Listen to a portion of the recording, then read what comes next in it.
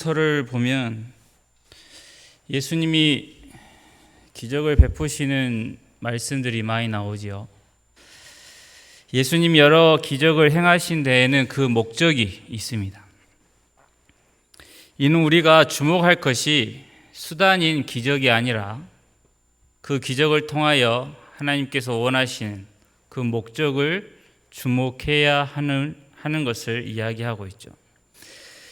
예수님이 안진뱅이를 일으키시고 병자를 고치시고 죽은 자를 살리시고 귀신을 내쫓으실 때 사람들은 오랫동안 겪어온 고통과 슬픔에서 벗어나게 되었을 것입니다. 그들을 괴롭히던 어려움들이 예수님을 만나서 사라지죠. 예수님이 사람들의 문제를 해결해 주신 것입니다. 그들을 괴롭히던 어려움이 예수님을 만나서 사라졌습니다.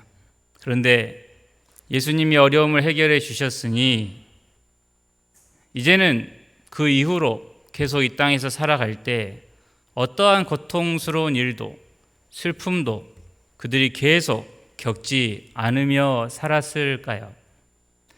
그렇지 않죠. 인간의 고통과 슬픔과 아픔이 없는 것은 마지막 날에 이르러서야 오게 되죠. 그러니 그 전에는 고통이나 슬픔이나 사망이 우리 가운데 반드시 있을 수밖에 없습니다. 아직 우리는 부활한 몸을 입은 것도 아니고 완성된 하나님의 나라에 가 있지도 않죠. 지금은 죄악으로 가득하고 사망이 왕노릇하고 있는 곳에서 살고 있습니다. 그래서 일어나는 마음이 우리를 괴롭게 하는 일 가운데 하나가 아무리 신앙이 좋은 사람이라 할지라도 누가 봐도 저 사람은 정말로 하나님을 신실하게 잘 믿으며 하나님과 동행하는 사람이다 라고 하는 사람이 농사를 지어도 망칠 수 있다는 거죠. 사업이 안 될 수 있습니다. 신앙이 좋다고 해서 매년 풍년이고 매년 사업이 잘 되는 것이 아니죠. 아무리 기도하고 농사를 그가 시작을 해도 농가 밭에 제초제 뿌렸던 약통으로 비료를 주면 작물이 다 죽는 법입니다. 그래서 우리는 여기서 생각할 수 있는 게 기도라고 하는 것은 그 농작물을 위한 것이기보다 그 기도하는 사람을 위한 것이라는 걸 알게 되죠. 모든 상황 속에서 기도를 듣고 계시는 하나님을 기억하는 사람이 되는 것입니다. 이렇듯 하나님께서 주시는 복과 우리가 사람들이 기대하는 것과의 차이가 있죠. 신자에게는 하늘의 복이 분명 약속되어 있는데 여전히 사망이 왕노릇하는 곳에서 사는 이 현실과 하나님이 주신 복과의 괴리감이 우리를 힘들게 하는 것입니다. 그런데 가끔 이러한 괴리감이 완전히 사라지는 때가 있죠. 그때가 바로 기적이 일어날 때입니다. 영생을 소유한 하나님의 자녀도 불치병에 걸리고 큰 사고가 날 수도 있습니다. 그런데 고침을 받게 되거나 차가 폐차될 지경인데 기적적으로 어디 한 군데 멍든 것도 없이 차 안에서 나오는 일이 실제로 일어나지요. 그러한 기적이 일어날 때 과연 하나님의 복이 나에게 임하였구나라고 하는 것, 하나님이 나를 돌보시는 게 확실하다라고 하는 것을 쉽게 알 수 있죠. 오늘 본문에서도 예수님이 병을 고쳐주신 사건이 나오죠. 예수님은 그 환자를 가서 보지도 않고 병을 고치셨습니다. 예수님이 하신 것이라고는 말 몇 마디뿐이었죠. 여기서 우리는 이 기적의 중심이 무엇인지를 알아야 합니다.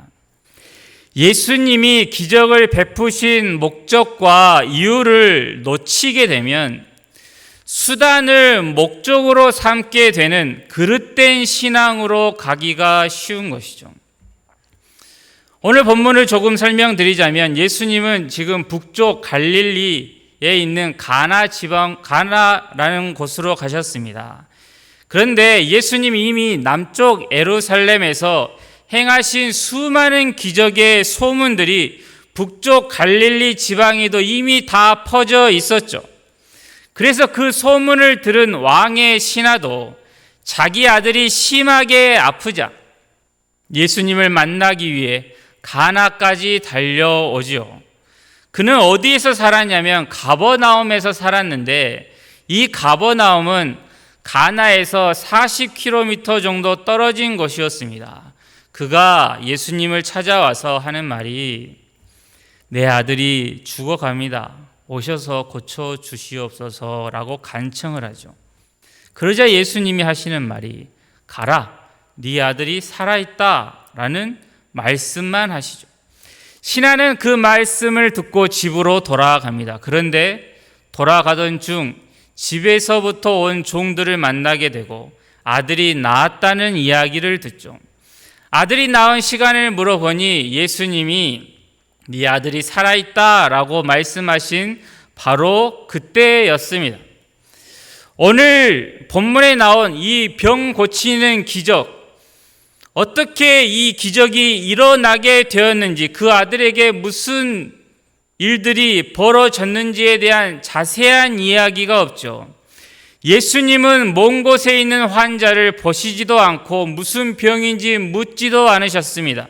본문이 분명히 밝히고 있는 것은 이 사건의 결론이죠. 그 결론이 어디에 나와 있느냐? 53절 마지막쯤에 이렇게 나옵니다. 자기와 그 온 집안이 다 믿으니라입니다. 병이 나았다라고 하는 것을 결론으로 삼은 것이 아니라 병 고침은 그 과정이었던 것이죠. 이 사건을 기록한 목적은 예수님을 찾아왔던 왕의 신하와 그의 집이 예수님을 믿게 되었다라고 하는 것을 보여주는 데 있습니다. 그런데 우리의 눈은 그 마지막 구절이 눈에 잘 들어오는 게 아니고 그 중간 과정이 잘 들어오죠. 그래서 이 기적을 어떤 목적으로 삼게 되면 어떤 일이 일어나는지 한번 보십시오. 아들의 병을 고쳐달라고 간청하는 신하에게 예수님이 하신 말씀이 있습니다. 너희는 표적과 기사를 보지 못하면 도무지 믿지 않는다라는 말씀을, 그 아들을 고쳐달라라고 찾아온 그 신하를 비롯해서 그 옆에 있는 많은 사람들에게 이 말씀을 하신 것이죠. 이것은 주위에 있는 사람들뿐 아니라 이 신하조차도 예수님이 원하시는 믿음의 모습을 가지고 찾아온 것이 아니라는 겁니다. 그가 예수님을 찾아온 것은 오직 자기 필요를 위한 절실함 때문이었죠. 여기서 기적이 일어날 법한 우리가 생각하는 어떤 무언가 특별한 모습을 보였고, 그 모습에 예수님이 감동해서 말씀으로 다 고쳐주는 그러한 진행 상황이 될 거라고 생각을 하고 계실지 모르나, 직접 보면 우리가 생각하는 일반적인 상황, 기적이 일어날 법한 상황과는 다른 부분들이 보입니다. 신하는 지금 자신의 상황이 절박하기 때문에 많은 아픈 사람들을 고쳐주었다라고 하는 그 예수님을 찾아온 것이죠. 믿음이 없다라고 하는 예수님의 답을 듣고도 계속 주여 내 아이가 죽기 전에 내려와 주십시오라고 또 간청을 합니다. 그는 지금 무슨 말을 듣든 예수님이 내 아이 병만 고쳐주시면 충분하다라고 생각을 한 것이죠. 그에게 예수님은 어떤 분이십니까? 병을 고쳐주는 의사 정도인 것이죠. 우리가 익히 알고 있는 11장, 요한복음 11장에도 이와 비슷한 기록이 나옵니다. 바로 나사로를 다시 살리신 사건입니다. 마르다는 나사로의 죽음 이후에 예수님을 만나서 이런 말을 합니다. 주께서 여기 계셨더라면 내 오라버니가 죽지 않았을 것입니다. 이 여인도 예수님을 병 고치시는 분으로 생각을 하고 있죠. 사람들이 예수님의 권능에 대해서 잘 아는 것 같은데 실은 극히 부분적으로만 수단을 목적으로 삼아서 알 뿐이라는 사실을 오늘 본문에 나온 신하의 모습과 마르다를 통해서 우리는 알 수 있는 것입니다. 예수님의 권능이 병 고쳐주시는 정도로 생각하여 그만큼의 대접을 하는 것이죠. 그런데 예수님은 이러한 모자람이 많은 요청, 믿음이라고 부르기도 어려운 요청들에 대해서도 응해 주시죠. 그러면서 기적의 목적을 밝혀주십니다. 찾기 쉬우니까 요한복음 11장을 한번 찾아보겠습니다. 요한복음 11장 39절부터 42절까지 보시면 요한복음 11장 39절부터 42절까지입니다. 기적의 목적이 무엇인지를 한번 생각해 보시면서 들어보십시오. 예수께서 이르시되 돌을 옮겨 놓으라 하시니 그 죽은 자의 누이 마르다가 이르되 주여 죽은 지가 나흘이 되었음에 벌써 냄새가 나나이다. 예수께서 이르시되 내 말이 네가 믿으면 하나님의 영광을 보리라 하지 아니하였느냐 하시니 돌을 옮겨 놓으니 예수께서 눈을 들어 우러러 보시고 이르시되 아버지여 내 말을 들으신 것을 감사하나이다. 항상 내 말을 들으시는 줄을 내가 알았나이다. 그러나 이 말씀하옵는 것은 둘러선 무리를 위함이니 곧 아버지께서 나를 보내신 것을 그들로 믿게 하려 함이니라입니다. 우리는 요한복음 11장 하면 어떻게 죽은지 썩어서 냄새나는 나사로가 일어났대. 거기에 우리의 관심이 있지만 예수님이 내리신 결론은 42절에 나오죠.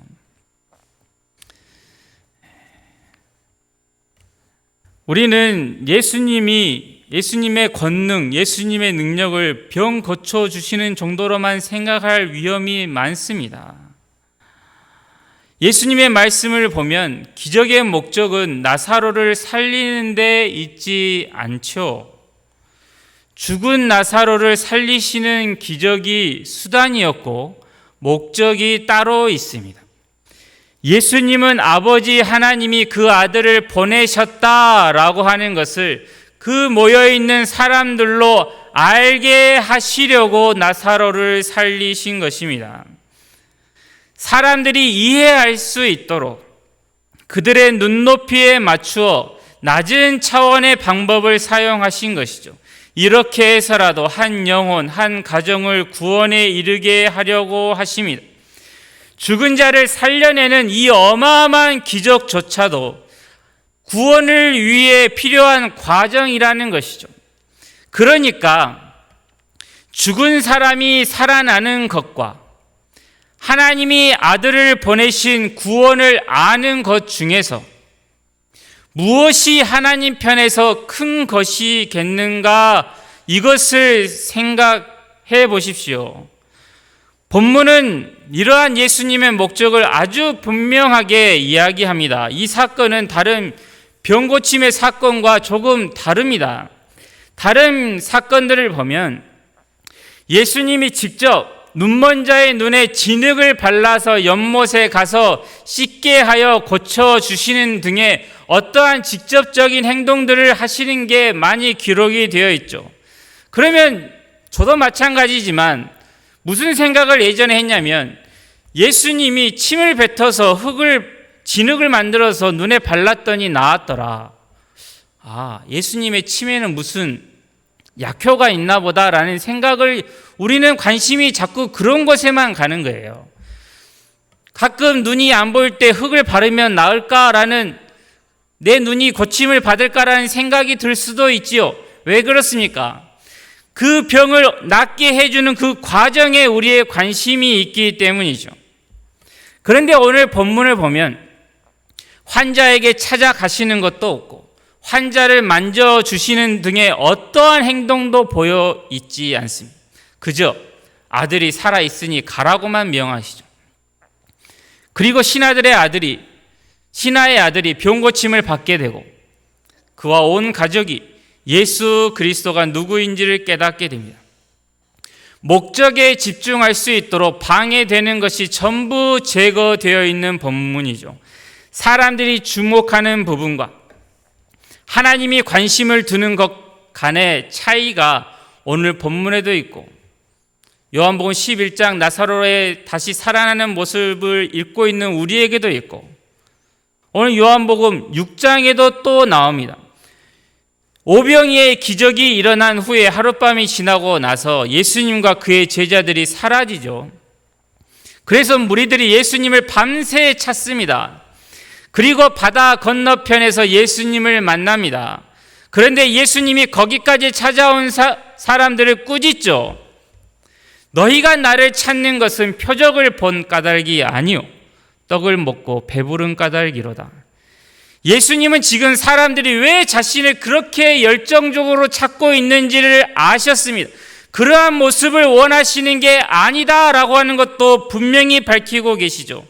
사람들은 예수님이 어떠한 분이신지에 대해서는 전혀 관심이 없었고 저분을 따라가면 병이 낫게 되겠구나. 저분만 따라다니면 먹을 걱정 없이 살 수 있겠다라는 생각만으로 예수님을 그렇게 열심히 따라다녔던 것입니다. 우리는 예수님이 표적이라고 하는 말을 사용하신 것에 주목을 해야 됩니다. 표적의 궁극적인 목표는 예수 그리스도께서 누구이신지를 알리시는 데 있습니다. 요한복음 11장의 나사로 사건에서도 예수님이 아버지여 내 말을 들으신 것을 감사하나이다 라고 하시죠. 이렇게 감사할 수 있었던 것은 나사로를 살리시는 표적을 통해 하나님이 예수 그리스도를 보내셨다는 사실을 사람들로 하여금 믿게 할 수 있었기 때문이었습니다. 예수님이 표적을 보이신 이유, 기적을 베푸시는 목적을 제대로 이해할 수 있다면 우리는 우리에게 일어나는 여러 고난에 대해서 새로운 시각을 가질 수 있죠. 우리에게 슬픈 일과 안타까운 일이 일어난다면 그것이 목적이 아니죠.